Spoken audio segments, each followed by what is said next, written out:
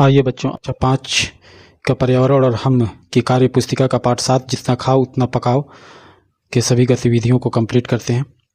सबसे पहला प्रश्न, सबसे पहले जो गतिविधि दिया है ये आपका दिया है कि गतिविधि 1 कि जंक फूड की सूची बनाइए और हमें इसका सेवन क्यों नहीं करना चाहिए ये लिखना है। जंक फूड का मतलब हो गया कि वो जो बाज़ार में हम तला भुना चीज़ ख़रीद करके जो खाते हैं और जो बहुत तेज़ी के साथ में तैयार हो जाती हैं, उसमें नमक की मात्रा, चीनी वगैरह की मात्रा बहुत अत्यधिक होता है तेल का, जो हमारे लिए बहुत हानिकारक होता है। तो उनकी हम सूची बना लेंगे। यहाँ पे सबसे पहले यहाँ पे लिख लेंगे बर्गर सभी आप खाते होंगे, जो पाव रोटी की तरह होता है, उसमें सब्जी वगैरह डाला होता है। पिज़्ज़ा आदमी खाता है, Manchurian, noodles, pasta, egg roll, ये जितने भी है ये जंक फूड हैं जो हमको ठेला ठप्पर पे खाने के लिए मिल जाता है। अब यहाँ पे सवाल इसमें यह भी है कि हमें इन्हें क्यों नहीं खाना चाहिए, इसके बारे में लिखना है। तो जंक फूड जो है वो अत्यधिक वसा यानी तैलीय होता है, चीनी भी होता है और नमक की मात्रा भी बहुत अधिक होती है। इसके नियमित सेवन से क्या होता है, मोटापा, हृदय रोग और पाचन संबंधी रोग होते हैं और यह हमारे शरीर के विकास के लिए बहुत ही हानिकारक है। इसलिए जंक फूड का इस्तेमाल हमें नहीं करना चाहिए। गतिविधि 2 देखते हैं। गतिविधि 2 में कह रहा है कि पौष्टिक आहार कौन कौन से हैं, सूची बनाइए। तो पौष्टिक आहार वो हैं जिसके अंदर हमें हमारे शरीर को जिन जिन तत्वों के, जिन जिन खनिज पदार्थों के, विटामिन की ज़रूरत हो सभी मिल जाए। तो इसके लिए हम पौष्टिक आहार के रूप में क्या लेंगे, हरी सब्जियां लेंगे, फिर जाकर के ताज़े फल ले लेंगे, फिर दूध ले लेंगे, दही ले लेंगे, पनीर ले लेंगे, अंडे ले लेंगे, मछली ले लेंगे, मांस, सूखे मेवे इत्यादि, ये जो हैं ये पौष्टिक आहार हैं।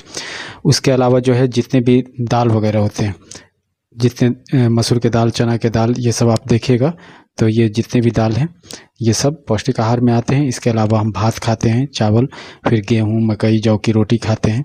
तो ये जितने भी पौष्टिक आहार में, ठीक है। अब गतिविधि 3 देखते हैं। गतिविधि 3 कह रहे हैं कि दैनिक जीवन में प्रतिदिन आपके द्वारा खाए जाने वाले भोज्य पदार्थों की सूची बनाइए। तो सबकी सूची देखिए अलग अलग होगा कि आप जो खाते होंगे प्रतिदिन उसमें। तो आमतौर पे हम लोग क्या खाते हैं, रोटी खाते हैं, भात खाते हैं, दाल खाते हैं, फिर जाकर के सब्ज़ी खाते हैं, दूध खाते हैं, बर्गर कोई खाता है, कभी जाते हैं तो समोसा खाते हैं, दही खाते हैं, चोखा वगैरह खाते हैं, मछली है, पिज़्ज़ा है, चिप्स है, इसके अतिरिक्त जो है कुरकुरे है, छोले भटूरे है।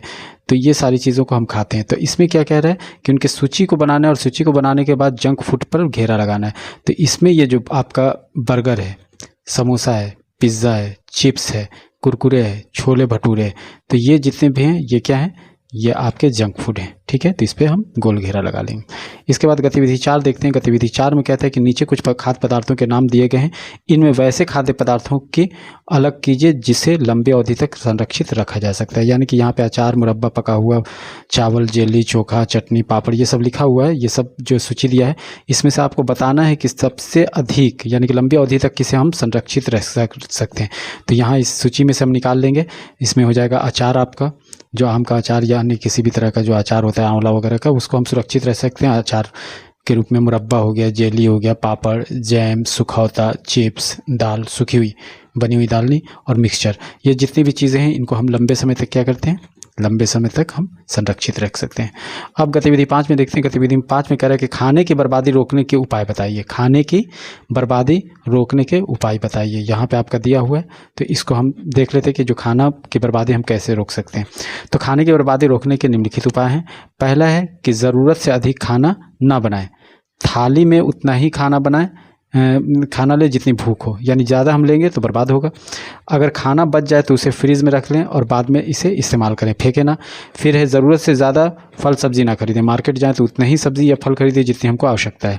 उसके अलावा है कि खाना बच जाए तो उसे ज़रूरतमंद को दे दें, या आपके पास बकरी हो, गाय हो तो उनको भी मतलब है कि आप खिला सकते हैं, और नहीं तो कोई गरीब वगैरह हो तो ऐसे लोगों को हमको, उन ज़रूरतमंदों को क्या है, खाना बच जाए तो ज़रूर दे देना चाहिए। तो इस तरीके से हम खाने की बर्बादी को रोक सकते हैं।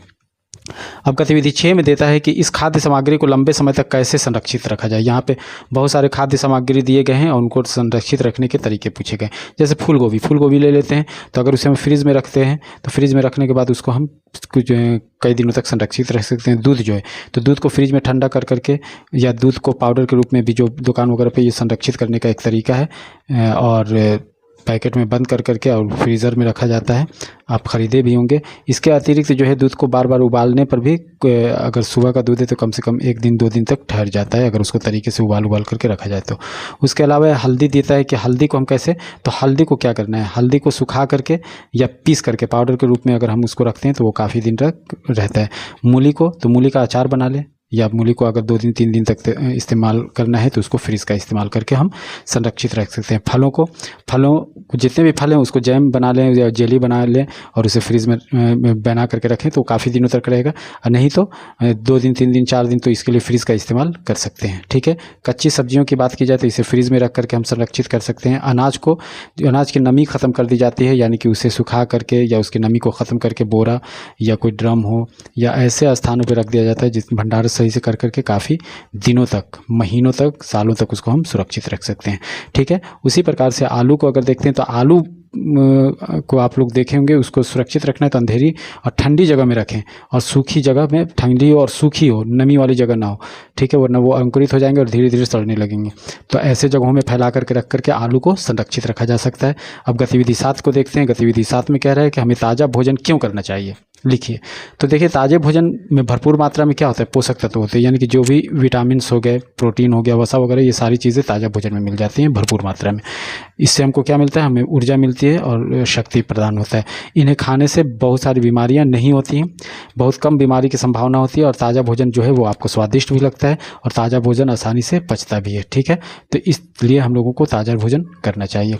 अब गतिविधि 8 की तरफ आते हैं। गतिविधि 8 कह रहे हैं कि कोल्ड स्टोरेज के बारे में अपने शिक्षक से पता कीजिए और उसके विशेषताओं के बारे में लिखिए। तो कोल्ड स्टोरेज जो है एक ऐसी जगह है जहाँ पे फल, सब्जियां और अन्य पदार्थों को कम तापमान पर सुरक्षित रखा जाता है। इसकी मुख्य विशेषताएं क्या हैं, तो यह चीज़ों को ख़राब होने से बचाने के लिए बहुत कम तापमान यहाँ पे प्राप्त होता है, जिससे चीज़ें ख़राब नहीं होती हैं। और हर फल जो है सब्जियों को महीनों तक यहाँ पे सुरक्षित रखते हैं। इन्हीं कोल्ड स्टोरेज की वजह से जो है बिना मौसम वाले फल भी हमको आज उपलब्ध हो पाते हैं। ठीक है। अब गतिविधि 9 देखते हैं। गतिविधि 9 में बोल रहा है कि डिब्बा बंद खाद्य पदार्थ में चौकोर में लाल हरा रंग, देखिए डिब्बा जो बंद पदार्थ आप लीजिएगा कोई भी डब्बा, तो उसमें चौकोर या फिर जाकर के लाल हरा रंग के निशान बने रहते हैं। तो इन निशानों का क्या अर्थ है, सही अर्थ है?